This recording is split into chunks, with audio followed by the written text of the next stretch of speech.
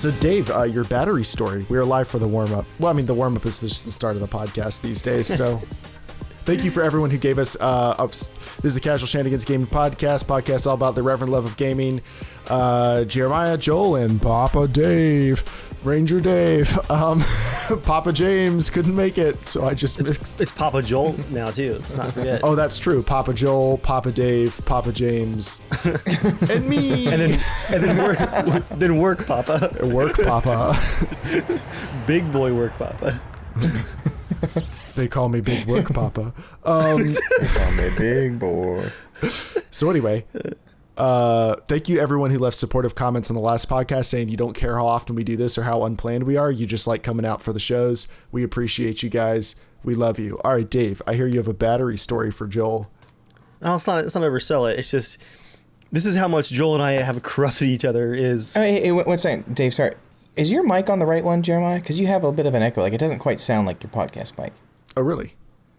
Let me... I mean, maybe it is. Maybe I'm just hearing more in your room. My recording mic is the correct one, but here, is that better? There we go. Okay, I thought something fell off. Okay, I was recording Well the correct played, one, Joel. but I wasn't Well played. transmitting it to you guys. Thank you. I wanted you to have Sorry, the good Dave. quality. I mean, I say that, but Continue. like you're just using your laptop, aren't you? But at least sounds better than what yours was sounding like. So. I don't know if that's true, but that's fine. Let's keep going. So this Dave? battery. This is really getting oversold at this point. I've been hearing about But this battery for like 15 minutes. Do you appreciate, Joel, how we've basically just corrupted each other constantly, like the angel and the devil on the shoulder? We're always there. Always there. Mm-hmm. Always there. This was back when Dad was still in the hospital, so we were going over to visit him one day. Went out for lunch and all. And I was going to charge my phone doing all these errands we were doing, right? Mm-hmm. I got my charger in the truck, as I do, of course. Mm-hmm. But I hesitated. I'm like, okay, we've already gone out to lunch. I'm going to stop in and see Dad. Then Jess is going to go in and see Dad. And then it's straight home. Like, you know what? Batteries are like 65%. It'll be fine. You know what? I'm going to... 65%. It'll be fine. The fact that you're even thinking through scenarios, 65%. What the hell are you doing with your phone? Well, see, me and Dave buy older phones. See, I was just explaining to you ahead of time. Yeah. Dave has a used phone that used to be my phone, so by the time Dave gets it, it's only on like 75% battery life. But like you're out, like, okay, if you were to say, hey, I need to conserve battery, you just don't use it. Like, you just kind of like... You've spent time around like, Dave when he's having leisure time. Oh right? my gosh. Okay, sorry, continue. I'm already angry. Just go. No, you're going to get angrier. Well, no, you're going to get happier. You're going to get much happier at how this story ends. Yeah, yeah, I probably am. So I resisted the urge to charge multiple times. Then we added, on the way home, multiple stops. It was an emergency grocery stop and then a gas stop. And then we had to drop something off at my grandparents' house. And as we're getting ready to get home, right? Battery's now at like 54%, right? And you need to stop at Home Depot. How far are you from home? Home Depot distance. Okay, gosh. And on the way by Home Depot, I'm like, oh, there's like 4 things I need from my list, which is also on my phone, my buying list, my shopping list for Home Depot. I'm like, you know what? We're going by. This is an errand day at this point. Well, let's do it. Sliding to Home Depot.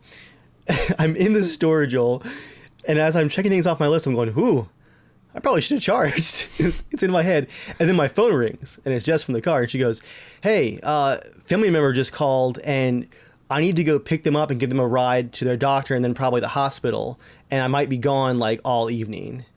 I'm looking at my battery life going, no, family emergency, and the battery's already in the 40%. Oh, 40%. So she was going to leave you at Home Depot? Yeah, because at this point, it had been a couple hours since the hospital. Yeah. So she was going to leave you, take the car while you're at Home Depot. No, we had to get home, change cars and all this. But I guess why are you worried about charging if she's going to take the car and you're going to be back at home? I wasn't actually going right back home afterwards either.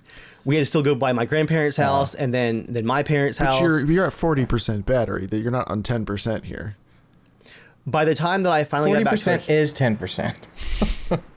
one is done. 40 is 0.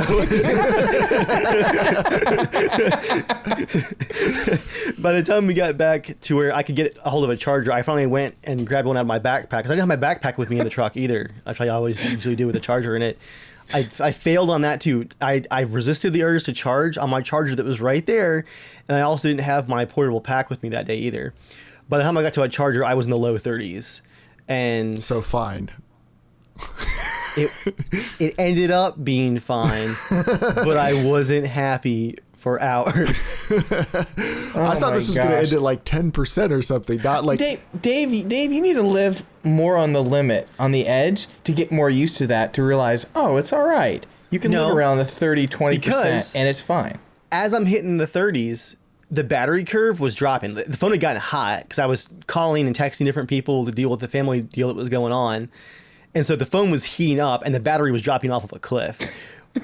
It was heating up. I was heating up. It wasn't actually that I was using it that much. It was just that I was so very sweaty that I was ruining the battery. Oh my gosh. I love fast charging in modern phones because it is great. Yeah. Like if we're doing something and, like if I'm around the house, I'll use my phone or my older phone. I would use hard all day and it would get down to like 10, 20%. By the time I went to bed, but who cares? Because like I'm at home, if I need to charge it, I can charge it. But then if people are like, oh, hey, let's go out to eat or something, then I'm like, oh no, I haven't prepared for this. But if I throw it on the charger, like the fast charger, by the time I like get ready to go, it's already picked up like another 25%, So like, I know I'm good for the evening if I just throw it on the fast charger for a few minutes. My iPad, all right, Joel, I have a first gen iPad Pro. So what, 2017? And I bought it used on eBay like a year and a half ago. So of course I didn't buy it new. How long should that battery last if I'm reading car forums on minimum brightness for 30 minutes each night before I fall asleep? How long should an iPad Pro battery last? Are you talking like a web browser? Yeah. I would assume like an iPad Pro, like that would, at least when it came out, at least like 12 hours. So like 2 hours is probably not great. 2.5, 3 hours. Dang. Like it shouldn't be dying like midway through the week. So that's how you got it cheap. Well, yeah, I bought it on eBay. So, but like it doesn't have fast charging. So you plug it in and you're like, I can't plug it in for 10 minutes before I go to bed. It picks up like 4% battery. Like it's so pathetic how slow it charges. So I have to start charging it at like 25%. If it's 25% when I go to bed one night, the next morning I have to plug it in or like it'll be dead by the time I get to the evening. It's terrible. Hey Dave, what do you think of this? My phone's sitting beside me. I have a wireless charger. It could be sitting on it, but it's not. It's just sitting beside it. I'm actually in the same boat because today I did have a top off earlier. I'm at 65%. Because I didn't have a top off. I'm at 65%. I'm not planning on going anywhere. 65% is like if I get a phone call, another family emergency, I got that handled for the evening. Plus, I got my charger right here next to me. What is your no-go limit? Like, what's your NASA, like, you hit this, we're canceling the mission? Canceling the mission? Like, canceling, like, if you had your phone and you're like, okay, I need to just even go to the grocery store. You just need to go to Walmart. I'm sorry, this family emergency is canceled. My phone's dead. But okay, I mean, like 10 minutes from you, you're getting ready to pick up a pizza or whatever. Will you go pick up a pizza if you have 45% left on your battery? Oh, yeah, definitely. Because I have a charger in the truck if I need it. What if you have 10% left? You're I'm 10%. You're just picking up a pizza. You're just picking up a pizza. 10%. I'd probably, while I was waiting for the pizza to cook and get the notification to come pick it up, I'd be fast charging. Okay, what if... No, I'm saying, like, let's say all of a sudden you realize, oh, I need to go pick up the pizza. It's ready right now. And you look at your phone and it's got 20%. 20%. And you don't have a charger in your car. Let's just... Some alternate reality, you don't have a charger in your car. Joel, let's not Would you make go out and up get the ridiculous pizza? fantasies. Yeah, an alternate reality where Dave doesn't have a charger. Also, like, I'm going to piggyback off of that. What alternate reality would I not have a charger in the car? Dave has like 3 chargers in his car, I'm sure. All right, so Dave, I do actually. Yeah. let me ask this. So I'm trying to think of what's a scenario where you realistically would come rushing to my aid. And the only one I can think of, it's not the best example. Like normally I'm coming to jumpstart you or something. But like the AC thing last summer where like, oh yeah, it's like the hot week of the summer. Our AC dies. Dave, like a champ, rushes over with two of his admittedly 35-year-old yard sale AC units. Unfortunately, those are less than 10 years old. They are just super grimy from getting stored in the outdoor garage. They're old looking. So what if your phone has 15% when you get the call from your buddy Jeremiah and you're about to rush out the door? 15. 15? In that scenario, I'd be on the way to help, but the phone would be staying in the truck while I was helping, charging the whole time. Do you have your phone set to go into battery saver mode when it gets a certain percentage? Oh, just the default, yeah. Oh, okay. Because I think you can set it. I always used Dave's to set my never Samsung's. seen that, Jeremiah. Well, I would set my you Samsung. think his phone's ever gotten below 30%? If below, I've seen it. Below 20%, it goes into regular battery saver, and then my S10 I had set my Galaxy Note 8, my favorite phone I've ever owned. Below, when it hit 5%, it would go into super battery saver, where basically it can do phone calls and text messages. The background goes away. It slows the CPU down. Like the phone crawls, but it get like another 4 hours of life at 5%. Like you're obviously in a bad situation. Here you go. I like that. Meanwhile, Joel would be like at 25%, and he's like, "I'm gonna go camping this weekend." Dude, the night that if it dies, it dies. The night that Joel texted me from like the mountainside in the dark, he's like, "Hey, I'm hiking to meet up with some guys. Phone's at like 4%, so I'm using that battery to text you this as I'm lost." I lost my flashlight too, actually. I think I hear a bear. On my way back, I was just listening to the radio, and I had 10% battery left, and I was easily a mile and a half away from the road. That bothers me. And my leg was like really hurting too, so I was like pretty damaged. Can I redeem myself with a brief battery victory story, Joel? Okay. You saw this device that I bought last year, but you haven't seen it in action yet, and I got to use it at our super disappointing Target shoot last month that got canceled.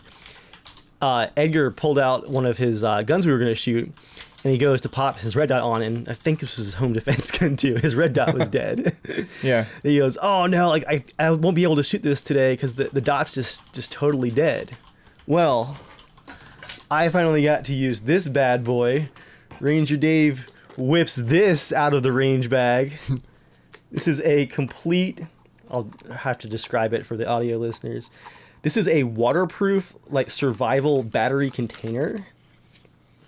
It has like every different type of flashlight, this is tactical. Some powerful nerddom. Is that a Yeah. Wait, what is that? Is that a Type B battery? What's that little one in the corner, lower left-hand corner? These are all ones that you've probably never even seen before. This is a CR2. How dare you? I know what a CR2 battery is. I just didn't remember what it was called.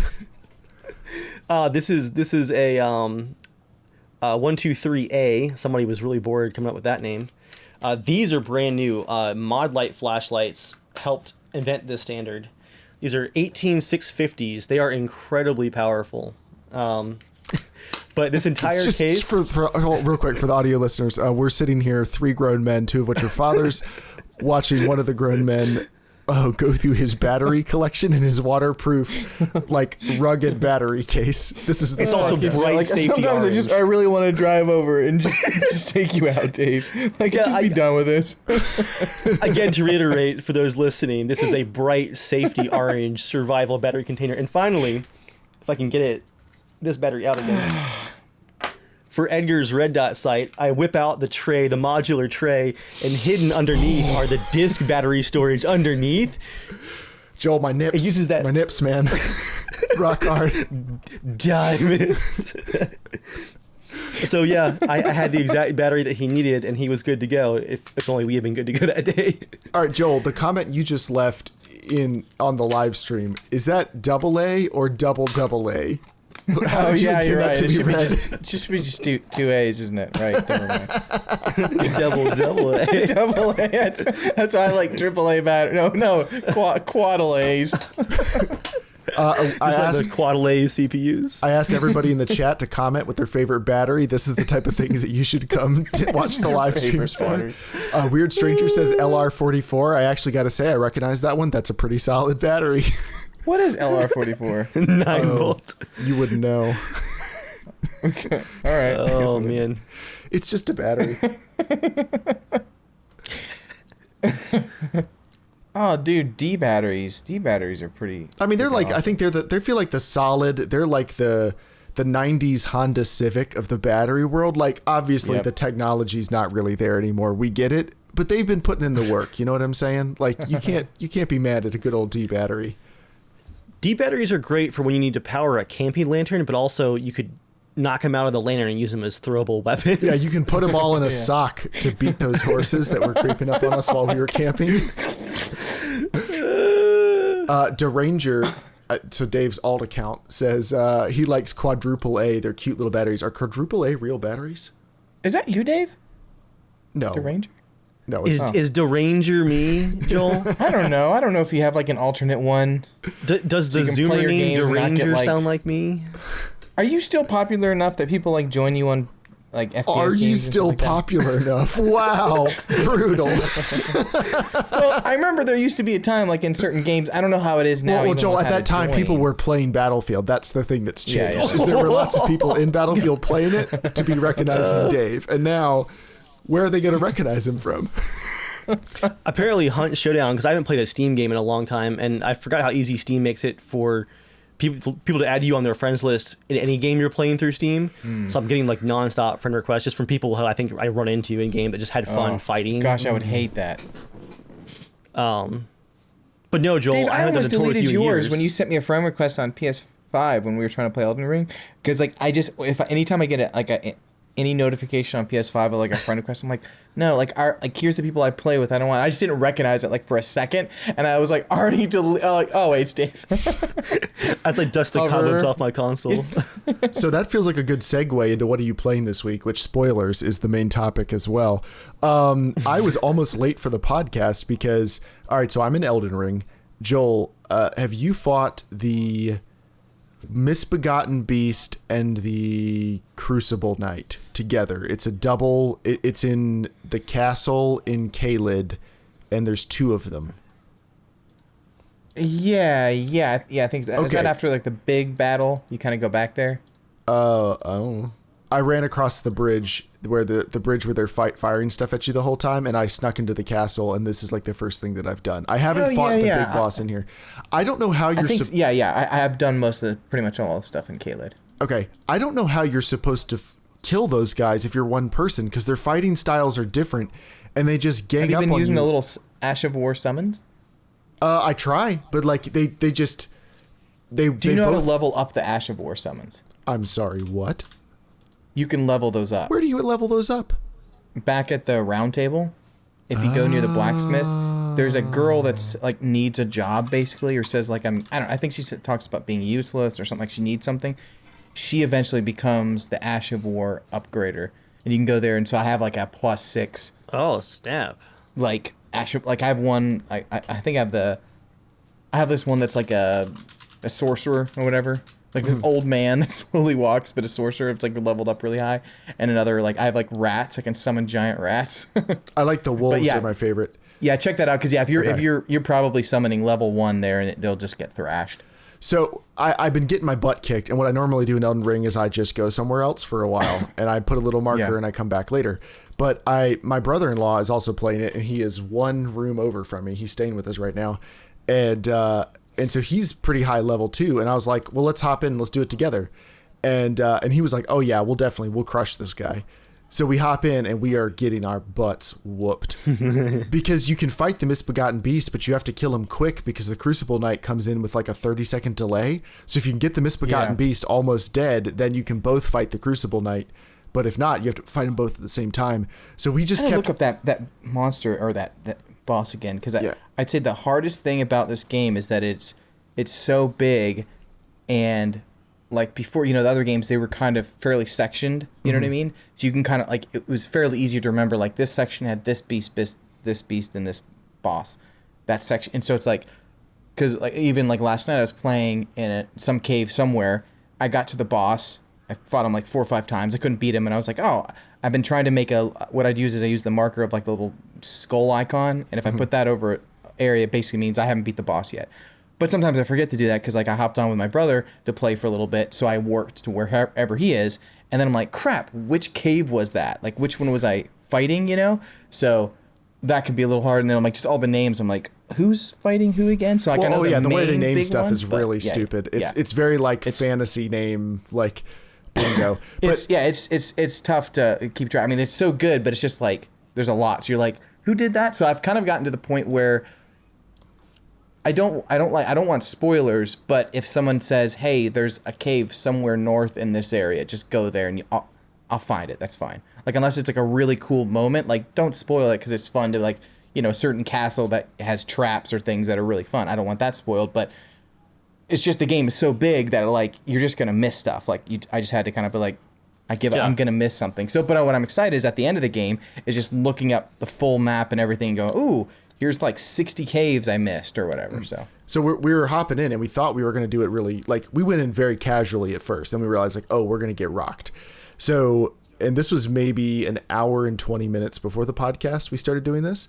And so we came back out and we adjusted our strategy. And, like, I tried, like, maybe I'll do shield and sword. And he's doing, like, all casting. So we go in and we try. And he changes his spells and I change my weapons. And we keep changing back and forth. And eventually we figure out our plan, which is we both have our right combination of, like, eat this, drink this, eat this, put this thing on, rush in there. We got to beat the Misbegotten Beast as hard as we can, as fast as we can. We get him. And then when we get to the Crucible Knight, then you slow way down. And you both back up to opposite sides.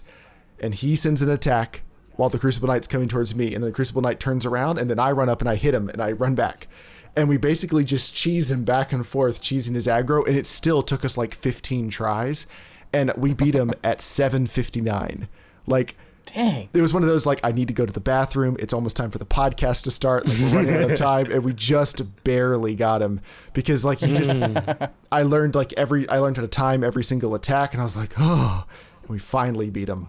It felt really good. But yeah, I am enjoying the game more than the last time I talked about it. Joel, did you go listen to me and Dave's last podcast, Elden Ring is Fine? I haven't actually, sorry. Oh. Well. I was looking forward to that. Yeah, I was really looking forward to you listening to that. I will, to be honest, I was not looking forward to it because I didn't want to hear, I was too in the zone. I couldn't afford to hear good or bad about the game, good or spoilers. Bad. Okay. Well, I don't think I've there gotten spoilers. enough hours in that I'm okay right now. Okay. I don't think we really said much bad things. I think what we both said I don't think you did. Was like, it's another Souls game. Like, I'm not getting the whole 10 out of 10 thing. It's the best Souls game we've ever played, but, like, both of us were saying we need more emotional involvement, like a better story and stuff, to think a game is like a 10 out of 10. And the Souls games have never been that for either of us. Doesn't mean you can't like it and everything, but, like, for me, it's awesome gameplay, incredible world design and everything. Like, all of that is, I think, 10 out of 10. I don't know if gameplay is 10 out of 10 for me, but, like, world design and everything, for sure. It's some of the best game design I've ever seen. But I am enjoying it. I'm like 30 something hours in now. And, I feel like I'm making pretty decent progress. I keep finding new stuff. The thing that's bugging me the most is I wish there was some way you could go on the map, like, where you can leave markers. I wish you could, like, check off an area in a more official way, or have you can. So, okay, on you're playing on PlayStation, right? Mm-hmm. Yeah. Hit the triangle. You know you can pull up triangle on map. Have you seen that? And it gives you a whole category list of every place you have. No. Oh, okay, like the points of grace. Yeah. Yeah. What you can do is the left or right joystick, I forget it's the left or right, you can click it and it will mark off a cave. Cave or, so like, the point you have of grace? to manually do it yourself. But yeah, basically what you do is hover over, like, a cave that you're at, or the point of grace, and then press triangle. It will already zap to that specific cave. Then just hit the joystick control, which one, left or right, I forget what it is, and it will put a little icon next to it. It'll show you which one you've done. Okay. All right. So, so you'll have to manually go back to the ones you've done already, if you want to do that. But yeah, that's how it is. And then the only other thing I was hoping for is when you encounter a boss, it'd be nice if it added that as a marker to the map, like the Everjails are permanently added. That would be. Because I think there's so many bosses. I have to Google, like, I have to look up what are all the bosses in the area and go through and go, oh, I missed that there's something over here. I'll go check it out. That would be the same way they just did that update with the NPCs now. Once you see an NPC, it will now show up on the map, and you can see the icon, which has been fantastic. I really like that. That would be really cool on the cave. If you hovered over it, it would show, like, the such and such. Once you've at least seen it, maybe, Oh, and one more thing. Like, a quest log would be nice. Not, like, tell me exactly where to go, but something just to write down, like, you met so-and-so, they said go do this. Because I'm not going to remember 15 hours later. Me and Eric and John Collar, we go back and forth on that. Like, we both want one. Like, there's also a fun nature in the game that you kind of, like, you have to almost, like, realize you're going to miss something, like, especially with the the NPC quest lines. There's also something fun about just knowing the game also feels like a combined secret. Like it almost kind of reminds me of that one movie. What was that one with the kid? It was like all VR. You know what I'm talking about? Ready Player One. Ready Player One. Mm-hmm. The Dark Souls games kind of give me that vibe where like the creators making this game and they are like did you know there's a secret wall? Maybe you said it. There's like a secret wall where you have to hit like actually 40 times to get through it. No, I didn't. It's not everywhere. It's in a very specific place. But like the game is a bit like it feels like you're like just discovering some ancient land and it's like have fun. Like they gave bits to get through the main campaign. But like that's both fun, but also there's also a wish of like I wish there was just a slight hint of like, do Patch's quest line or something. I mean, to a small degree. Like I don't want it, but I also secretly want it a little bit. It wouldn't cut down on the amount of like discovery I do. It would mean I actually get to see more of the game because like I'm not saying I don't want it to give me quests ahead of time. It's just when I talk to somebody, it would be nice if they wrote something down, like. Hey, you ran into this person, this is this quest line, or even not just this quest line, you ran into this person, they told you to go do this. Great. So I can just remember it because all the names, I'm going to be honest, they sound very similar. I've met way too many like hooded young girls who speak very softly. And I'm like, I'm not sure who I'm working for at this point. Like all I know is I must kill. Funny going back from, I picked up Forbidden West a week before it came out, whatever. I was like, every Christmas I get a whole bunch of PSN points from Joy's family and my family. So I usually have like a ton. So I'm like, okay, I'm pretty much good for the next like 4 games I really want to get. So I picked it up because I enjoyed the first one and I want to play through the story and everything. And they just released a patch on it and you can toggle now so you don't have to like crouch to pick up stuff. You can just walk by and grab stuff. Mm-hmm. And that is a game changer because of just how much you need to in that game. Mm-hmm. It's like so absurd. And to me, it's like it just stops the flow. Like every second you're going left, right, grab, stop. And it's just like, especially for a gorgeous looking game, I think that would be absolutely frustrating in Elden Ring and everything. So it's great that they did that because they actually got a lot of feedback back from people playing Elden Ring. Like, come on, guys, like this is so ridiculous. It takes hours. You collect billions of items. I love that I can collect really stuff from torrents back in Elden Ring. Like, I know that. Like even those little skulls on the ground, how you can trample over it. Like, there's so much thought to the game that's just fantastic. That surprised me that you could do that. Going back to Horizon, it is so overwhelming because you walk in a new area and it's just like literally 50 icons pop on the map. It's the Witcher versus Assassin's Creed dilemma. Yeah. Where like after you play the Witcher's open world like, and then you go play like Assassin's Creed Odyssey, you're like, oh, you guys just played the Witcher and then wrote down a bunch of like, check this box, get this thing. Like, I mean, Skyrim did it so good back in the day in the sense that like you'd have the main cities, that's it. But then when you found a place, then it would show up on your map. Yeah. To me, I like that. Like you had like Horizon has a lot of spots, the same as Elden Ring. Elden Ring has a ton of little items. But I would hate that if you get to on a mountain, then all of a sudden it goes pop, pop, pop, pop, pop, pop. Because then all of a sudden it makes you, to me, it's just overwhelming of like, what do I do first? I don't know. Where in Elden Ring, which makes it so good is when you're just exploring, oh, I see a giant mountain that looks like a cave right up there. I wonder if I can get there. You're doing it because you saw it and you want to go there, not because of an icon telling you where to go. And I think that's what made it really fun. And then once you see it, it's like, sweet, now I can transport. And that's where I would want some more of that help with Elden Ring because I end up having to Google stuff just to like figure out what I'm supposed to do in an area because they like I don't mind that it doesn't want to hold your hand. It's just it's one of those games, and I've talked about this with plenty of other Souls games. It feels like they go a little bit too far in the other direction where like this part shouldn't be a punishment. Like if I was exploring this world, I would be writing stuff down. Like like I wouldn't just be gallivanting around going, that's interesting. I hope I run into that person again. Like and it really is like that. I mean, for me, I've literally played every single game. And I've gotten to like for the main quest, I haven't had trouble figuring out what to do other than a few of the side stuff where I'm like, wait, where do I go back to? And again, it's one of those things where I'm like, if I was playing on my own and I didn't have any friends or I didn't want to look it up, like it would be very frustrating. I'd have to Google everything. But I do enjoy where I might go, hey, Carlson, like you talk with that witch lady, like, okay, I have that item, and he'll be like, he'll give a little hint. So it's like, I'm having fun in that sense, in that way. But yeah, it's like if you were just completely on your own and not playing, dude, I mean, I'd be so freaking lost. Like, have you found the big pot guy again? I've found a couple big pot people, like the one who's stuck in the ground. Did you find the first one that was stuck in the ground? Yes. You had to like smack him to get him out? Yeah. Well, anyways, if you find him again, and again, you might not find him again based on where you're at in the game, but the second time you find him, he's like kind of broken a little bit, and he's like, hit me to get me out or whatever, and like, he's like, oh no, you're gonna break me.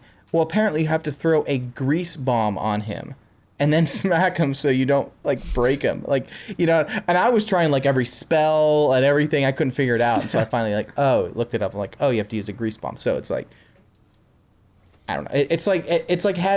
It has a ridiculous charm of, it is an old school game where it feels like you're playing Zelda. You know what I mean? Where you're like, dude, do I put a bomb by this cave? I guess so. You know, like they've obviously made it way more, I'd say, you know, welcoming in the sense that when you get to an enemy, you don't have to fight the enemy. Mm-hmm. You know, where like Dark Souls 3, the first enemy, if you don't get past, you don't get anywhere. But this one, it's like, if you don't get past the enemy, you can literally explore for 50 hours and then come back. That's what I've been doing. I just make a mark and I go away, and I'm like, well, I don't know what's going on there. Yeah. Yeah. But yeah, I've got almost 170 hours in the game. Oh my gosh. Like if I honestly don't think any game right now can beat Skyrim for me, in the sense that the level that like Skyrim, Elder Scrolls would be like a comfort. You're just in that world, and right, you've played cozy, too much. You know? You've put way too much time into it. There's I'm no just way. Playing, but like the way those games are, they're just like, you just can live in it. And I think like I really don't know if any game can ever beat that for me. It's so close. It definitely is absolutely second place of all time for me. Nice. Just having an absolute blast. Like it's everything I was hoping for in the game. Yeah, and me and Witcher.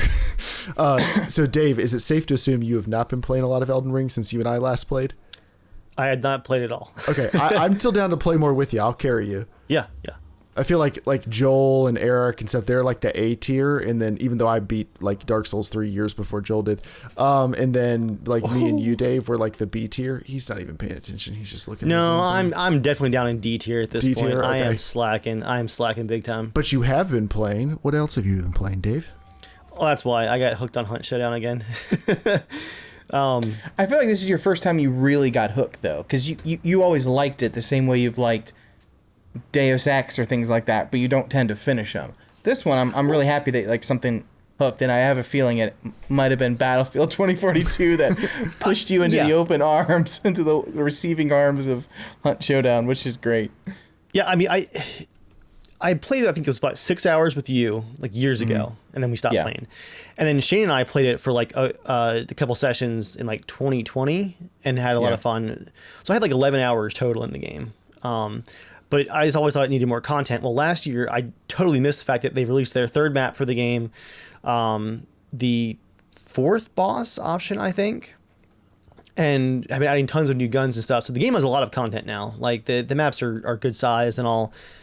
But what really hooked me was there's an event going on that is a little MTX, modern gaming, fear of missing out, limited edition, all that stuff. But the bait that they dangled was just too good. It's the Trent shotgun that we did the video on, Joel. Yeah, is like the big unlock for that event. I had the shotgun now. If there's a weapon in a game that you own or have used or enjoy, let me in. And the worst part is, Joel, I unlocked the shotgun about a third of the way through the event points wise now, right? Yeah. But there are additional worms dangled on the ends of hooks further on in the event.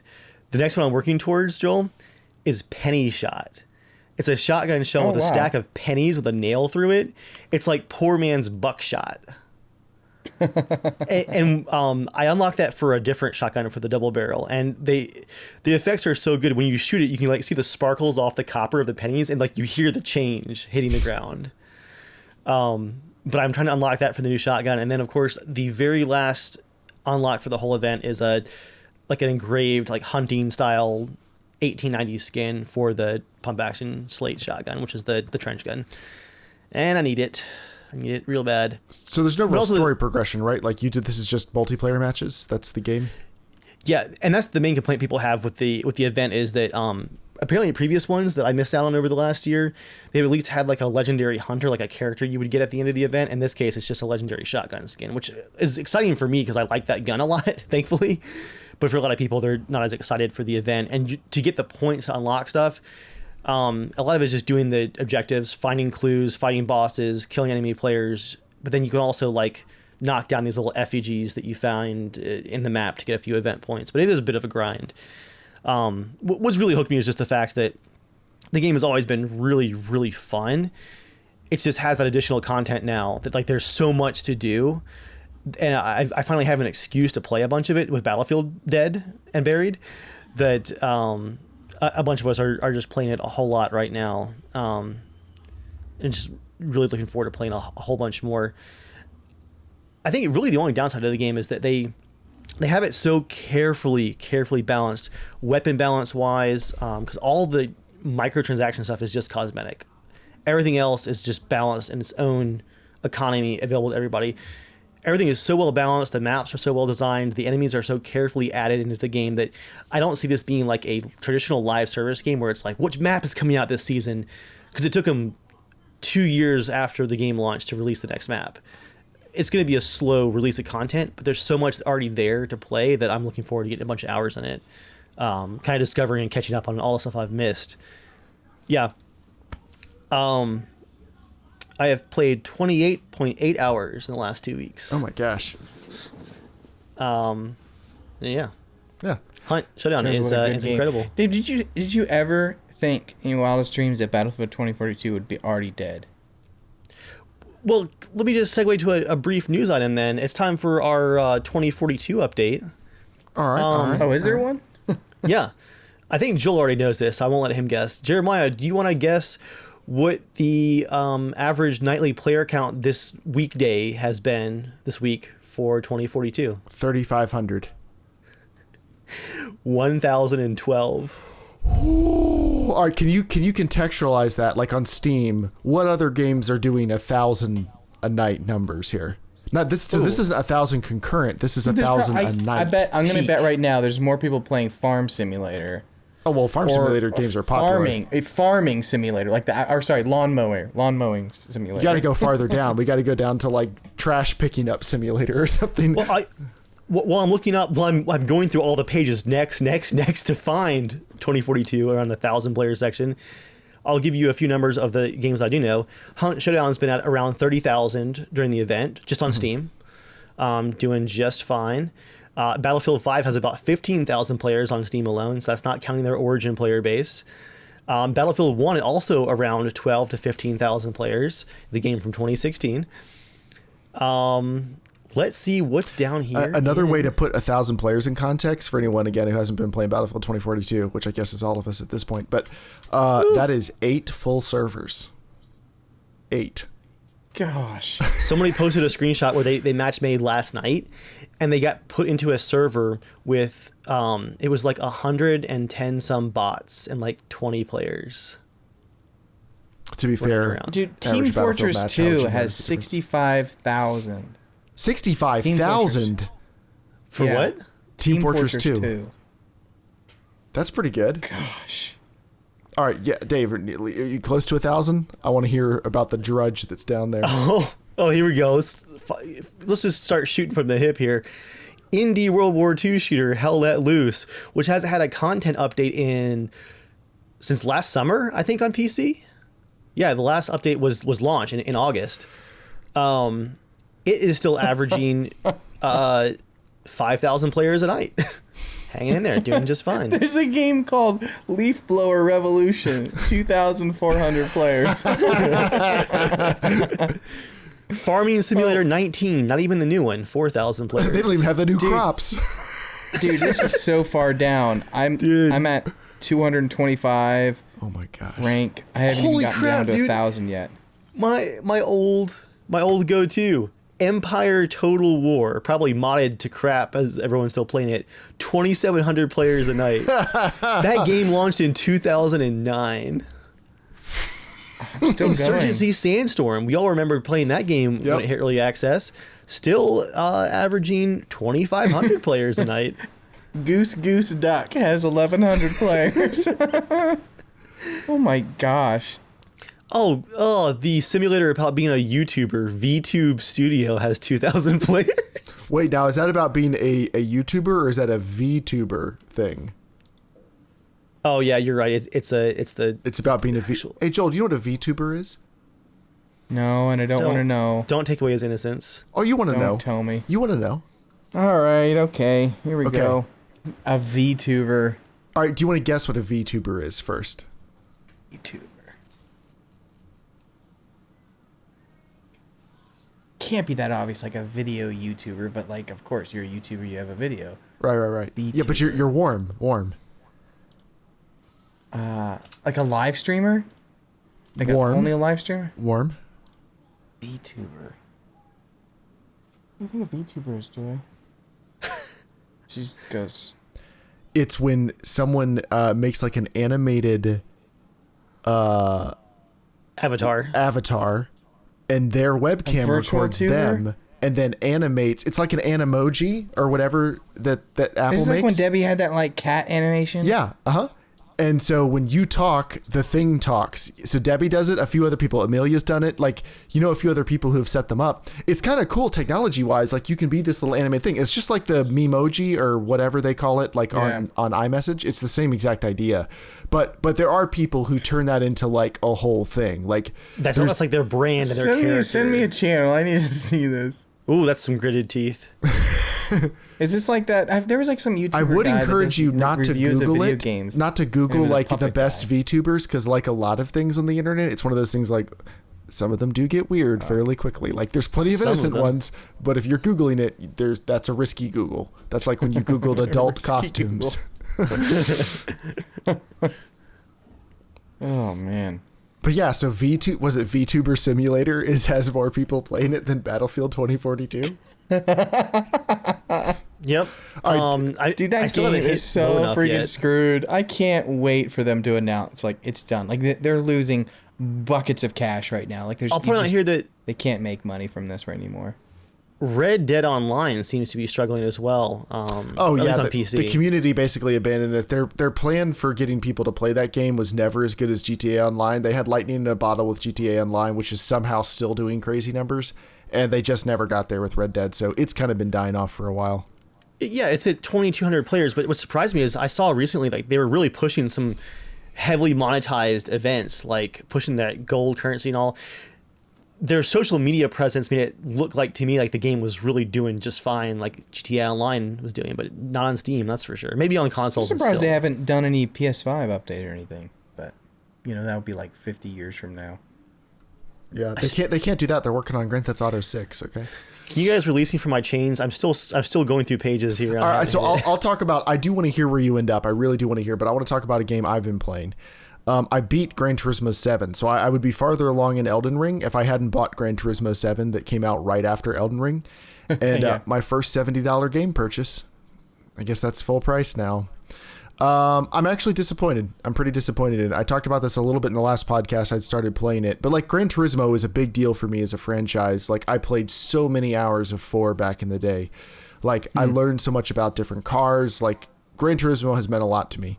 And this feels a lot like Gran Turismo 4 and has a lot of updates. However, Forza has released a lot of really good games between Gran Turismo 4 and Gran Turismo 7.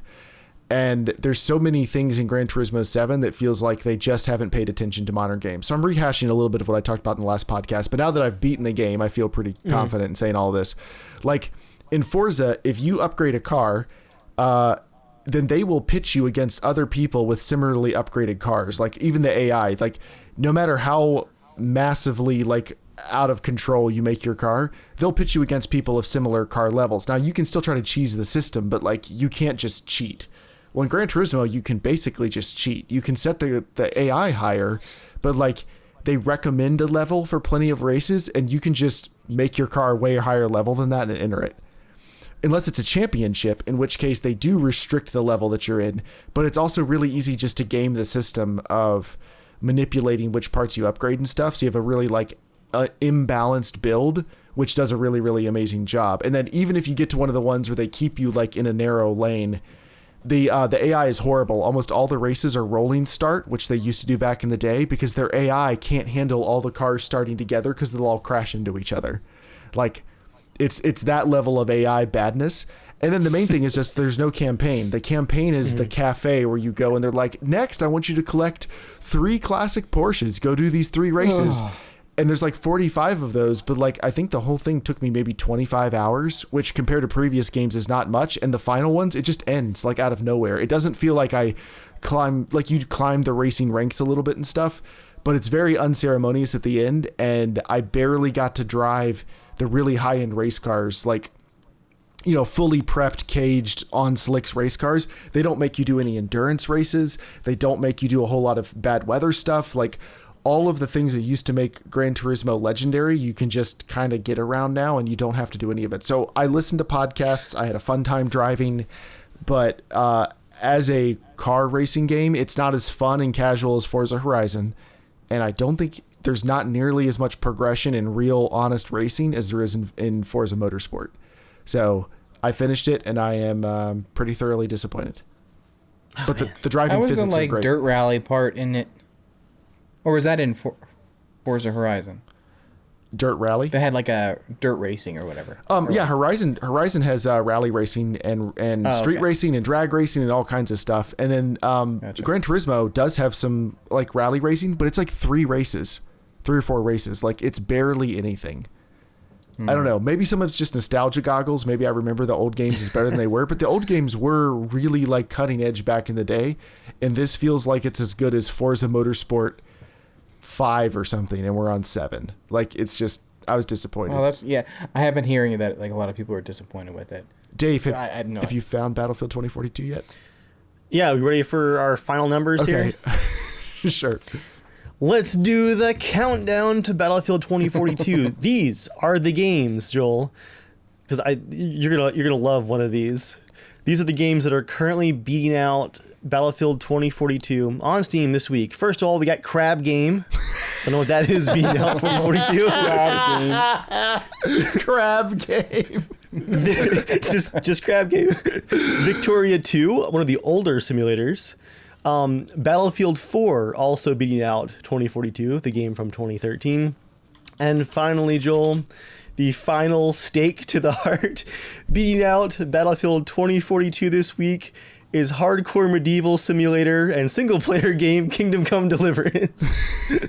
Oh my gosh. Crab AAA. Game is a first-person multiplayer game where you play through several different mini games based on children's games. So it's Squid Game. It's a knockoff of Squid Game. They're wearing jumpsuits and stuff. Okay. It's a crappy cash-in.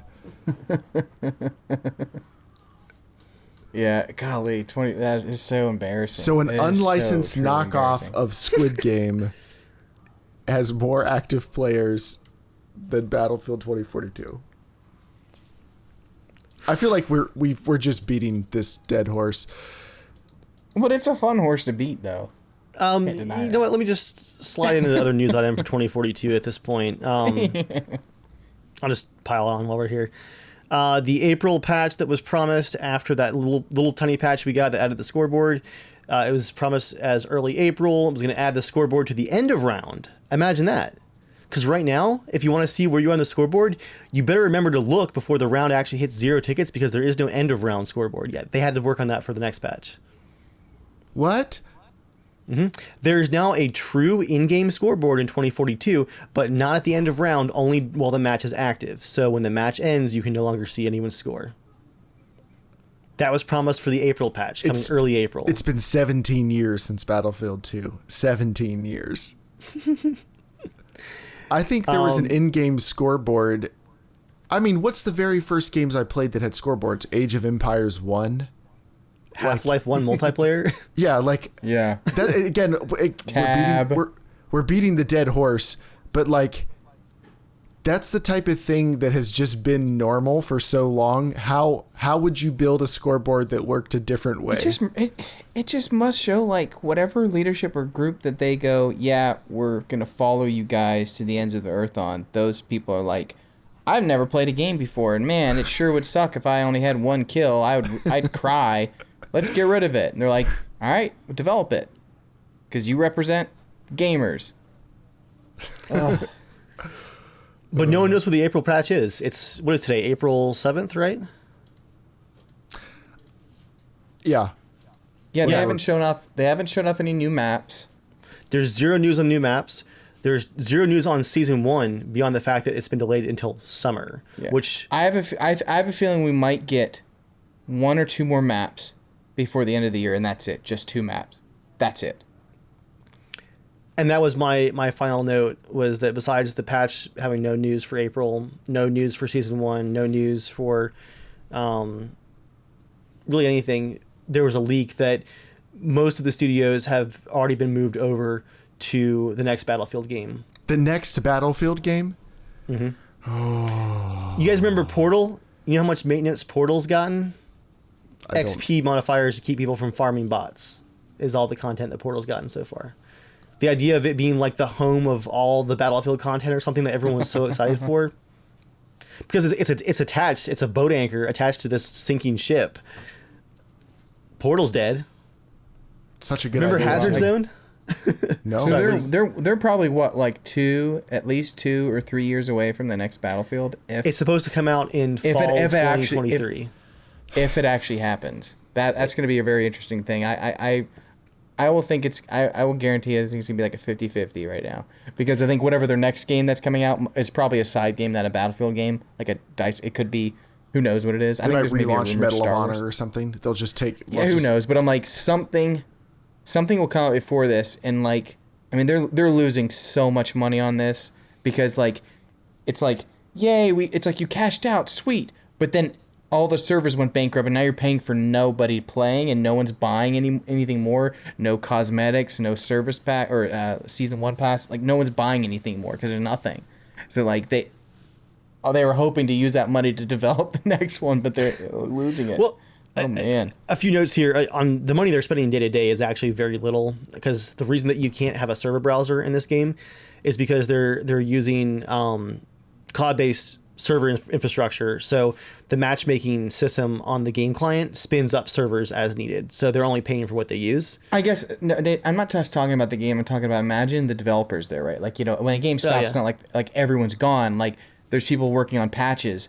But if there's nobody playing game, there's no way people are going, all right, we're tossing on 150 developers here for this project. No, like, they're not doing that. It's a skeleton crew. Yep. But the money they earned from this was supposed to be used to go towards making the next game. You know what I mean? Like, that money needs to be used for something else. Do we know, have they released sales numbers for the game?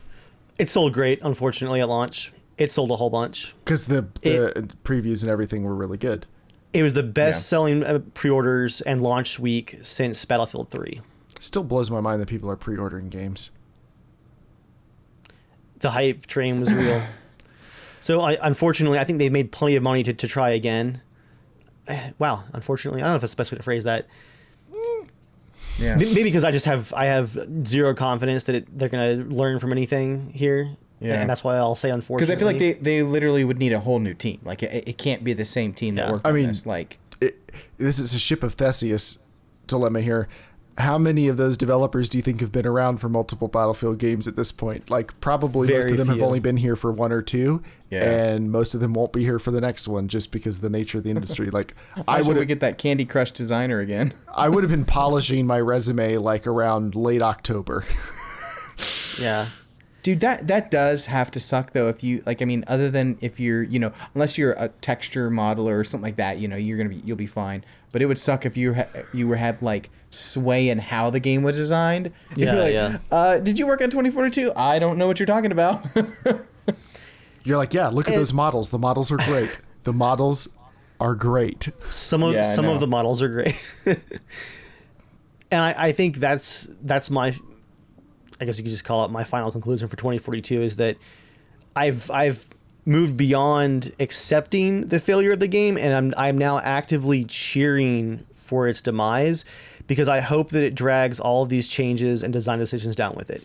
I hope that all of these decisions that were made for this game, the specialist, removing chat from the game, removing the score from the game, I'm hoping that all of these decisions architecturally are going to become like the third rail of Battlefield game design, where no one will ever suggest them again because of how bad this game has failed.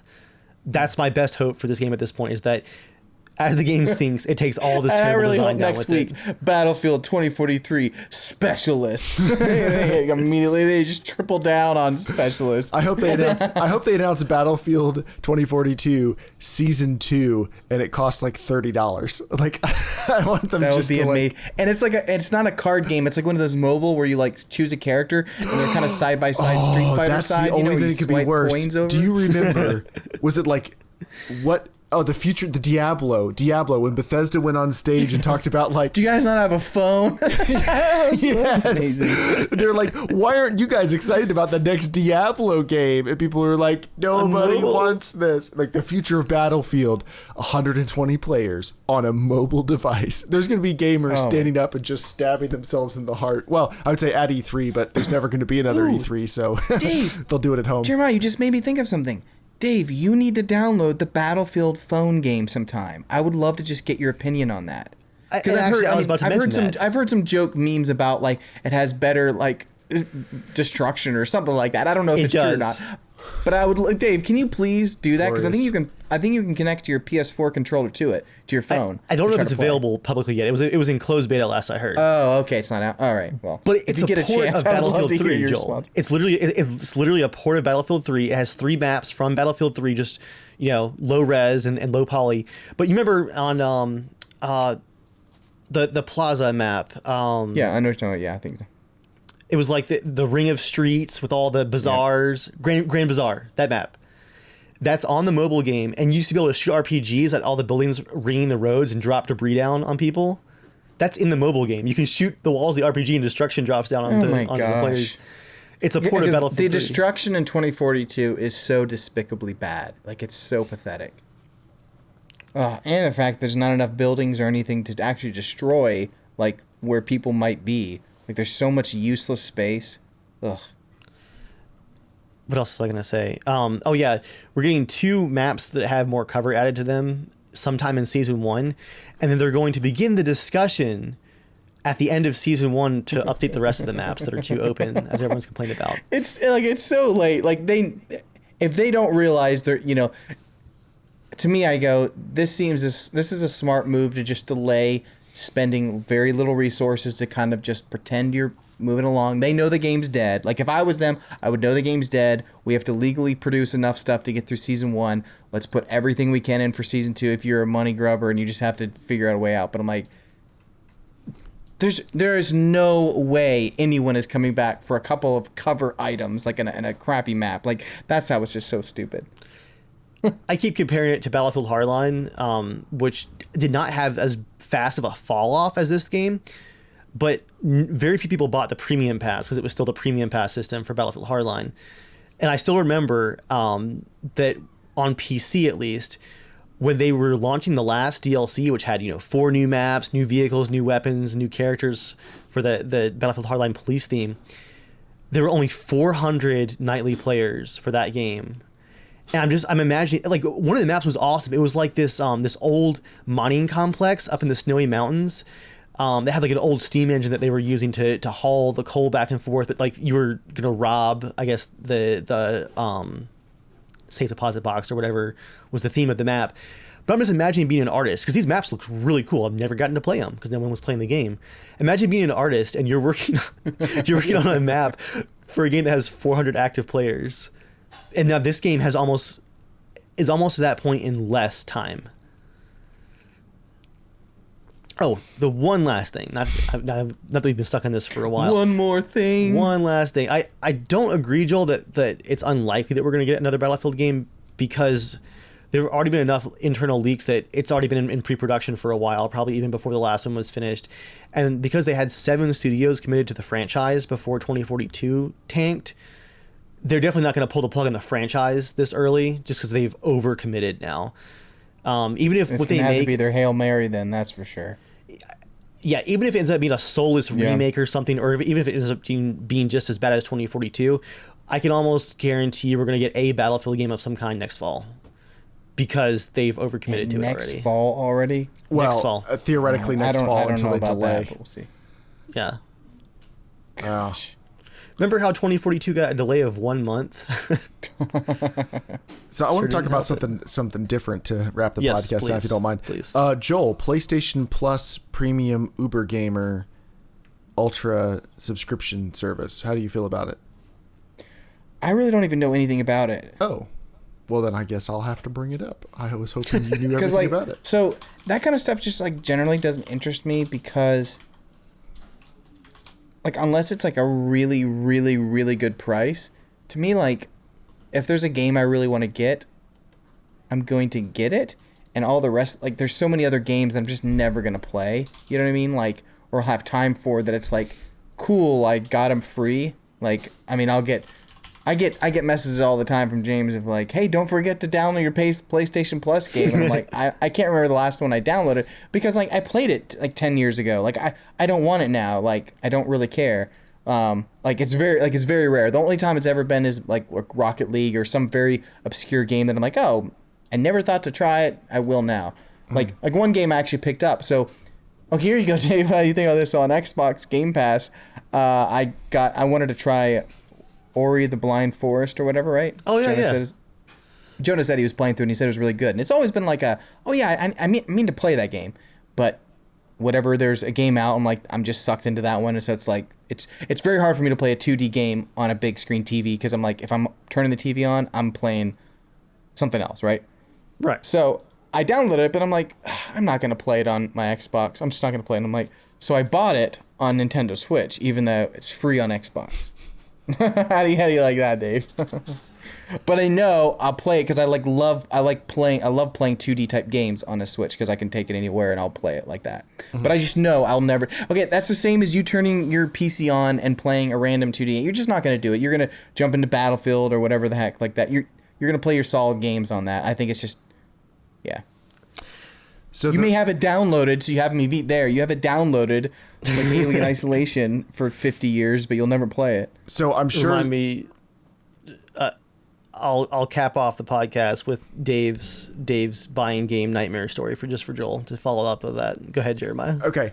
So the first tier is PlayStation Plus Essential, and it's not surprising they're trying to come up with a service because Game Pass has been such a huge success, and Game Pass, as Papa James and I would say, is the best value in gaming.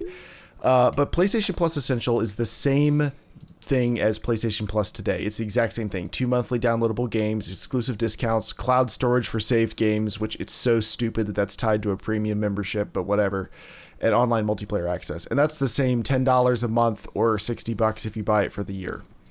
Okay, then PlayStation Plus Extra is going to be everything from the Essential tier, plus a catalog of up to 400 of the most enjoyable PS4 and PS5 games, including blockbuster hits from our PlayStation Studios catalog and third-party partners.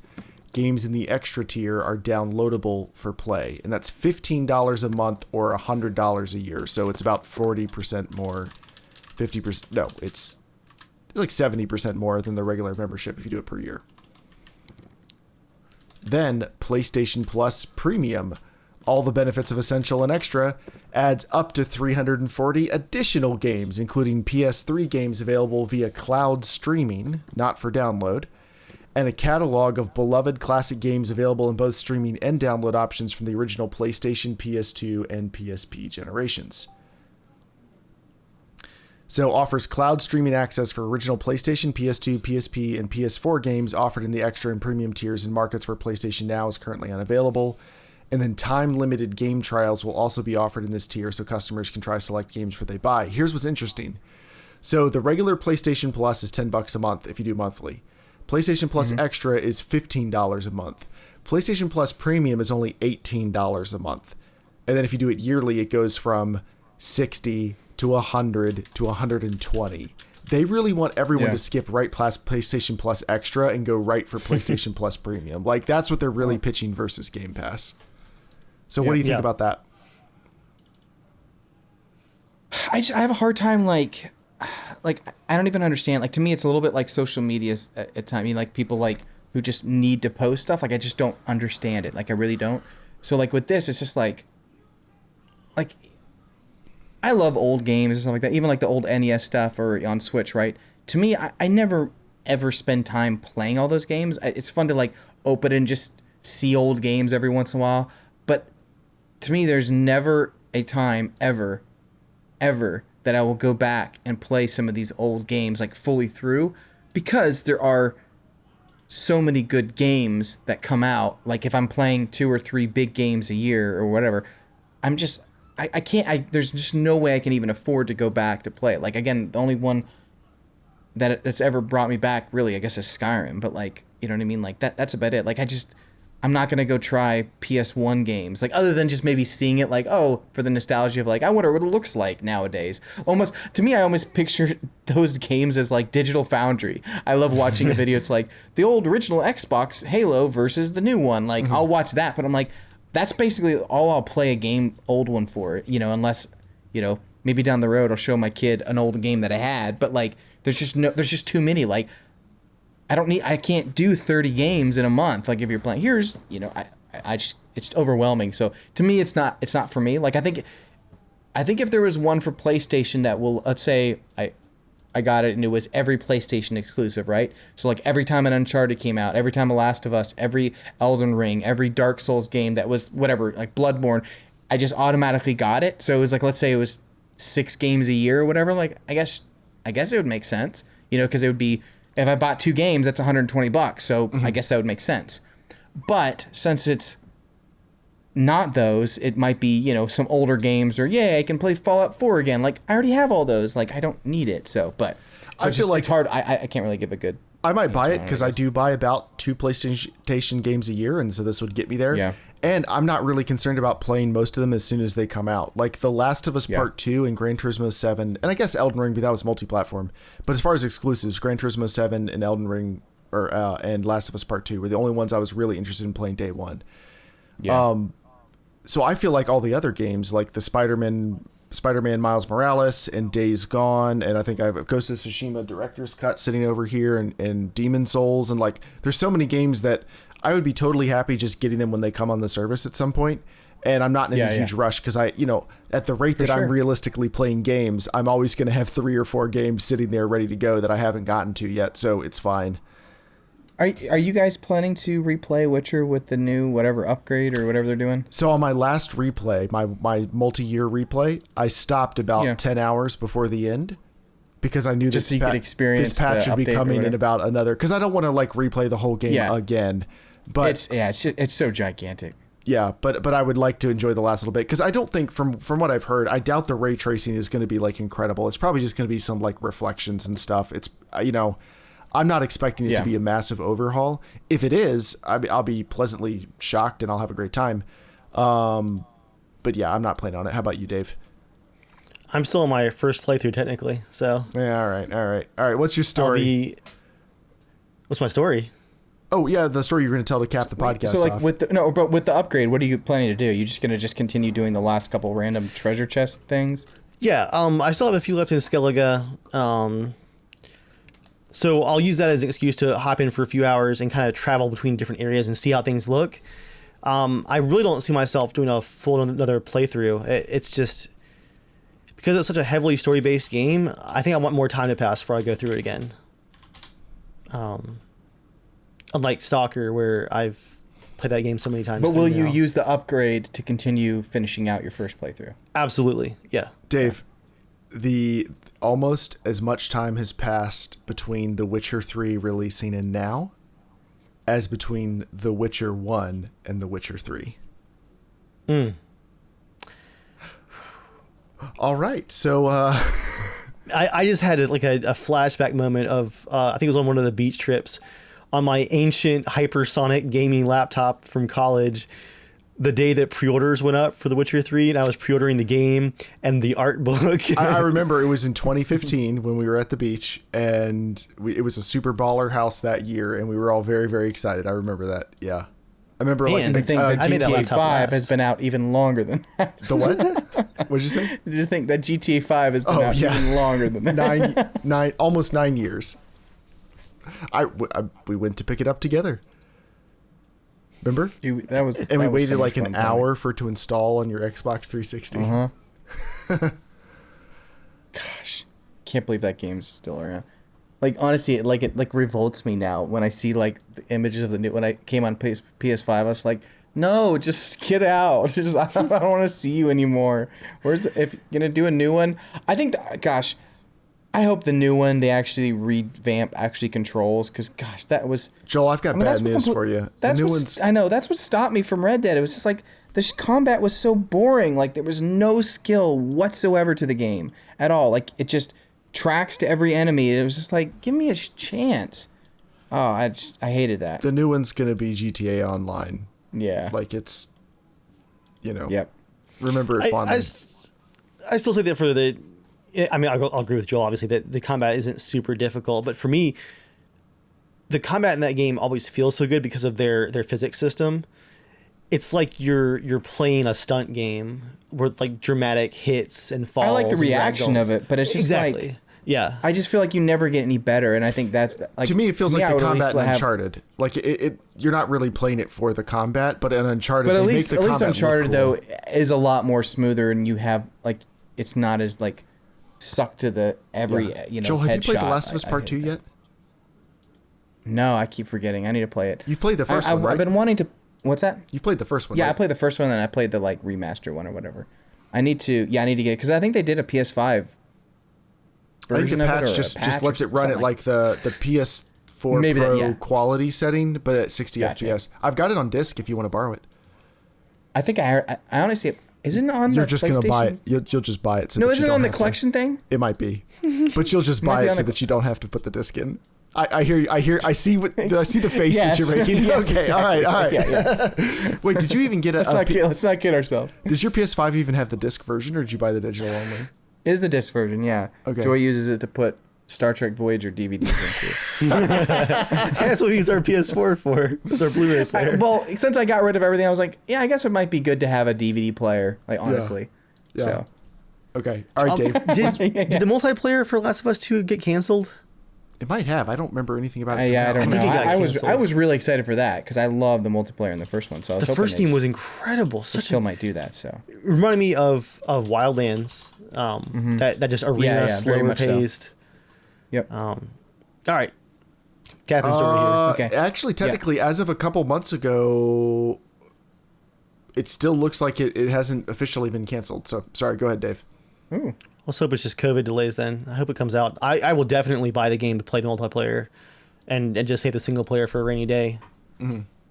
just to be clear, I was going to be like, oh, this single player is so awful. Anyway, Joel, you're bragging about buying a game cross-platform as you usually do. And that's boring news. That's old news. I had to buy a game twice against my will recently. Twice over.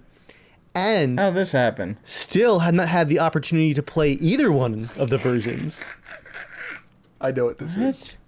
Yeah, Jeremiah knows what this is. Oh, dude, this made me like legitimately like pissed. I was so Have you mad. been calling nonstop to corporate asking for? I tried 4 tickets before I gave up.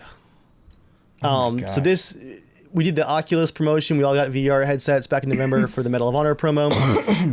And then Debbie got a bunch of golf games going. She found like a really fun golf VR game. But Yeah. with the Quest 2 headset, it's a closed storefront, right? Because the games are developed just for the headset. But there is cross-platform compatibility where if you have your Oculus PC desktop set up, you can plug the headset into your computer and play that version as well. Or you can also buy it on Steam and then plug it into your Oculus like dashboard. And so that's was 3 levels removed from the headset at that point. But that supposedly works That's too, what right? Eggard's been doing. Eggard's been playing with us on his what's it called, Valve Index. He's been playing with us all the time. Oh, Yeah, cool. it's kind of impressive technology that you can go 3 different software platforms away and then like a different mixed headset, like it all's supposed to work. So I figured Eggers doing it on a different headset. The Steam version went on sale for $13 instead of $20. I was like, oh, well, I haven't made any of the golf nights yet, but I'm definitely going to play one of these days. I love the VR headset. It's great. Let's do that. Bought it for $13. Proceeded to not have time to play for like 5 weeks or so. So finally I go to show up to one of the golf nights about an hour before time, right? I'm going to get prepped, ready to go. I spent 2 hours problem solving a really dumb UI issue that I won't bore you with, Joel, but just know, Joel, you would have thrown both the computer and the VR headset away in the trash. And then throwing myself off a cliff. It ended up being I couldn't use the wire plug-in because I had toggled like a beta option to use like a wireless transmission, and you had to turn that beta feature off to be able to plug the headset in again.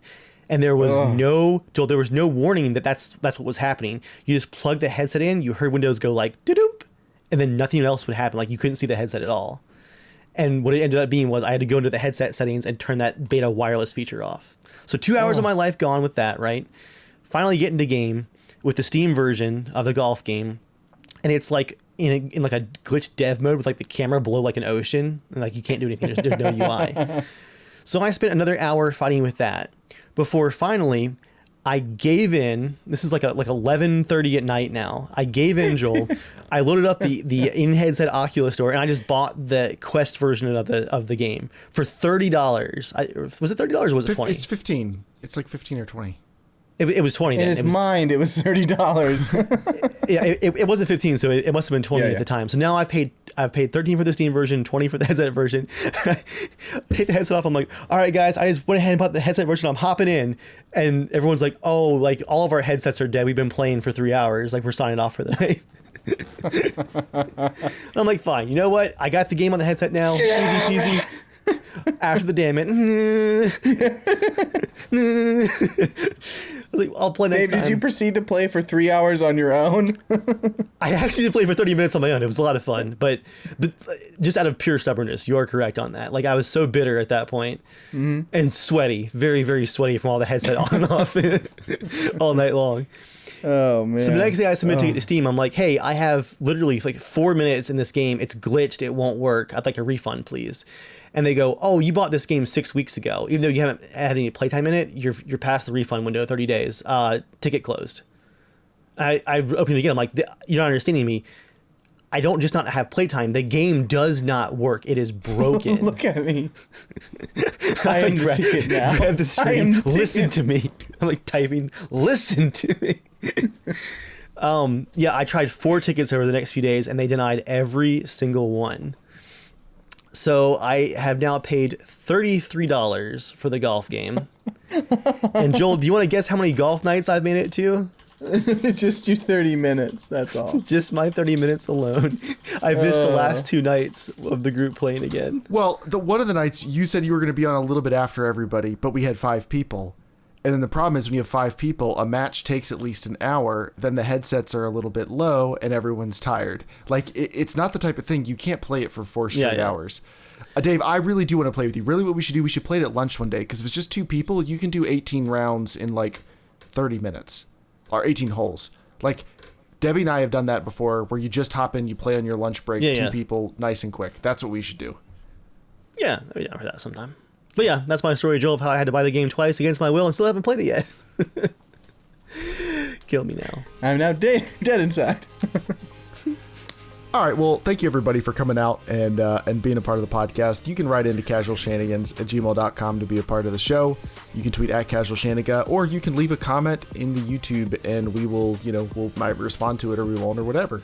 So thank you everybody for coming out. And Joel, what should they do until next time?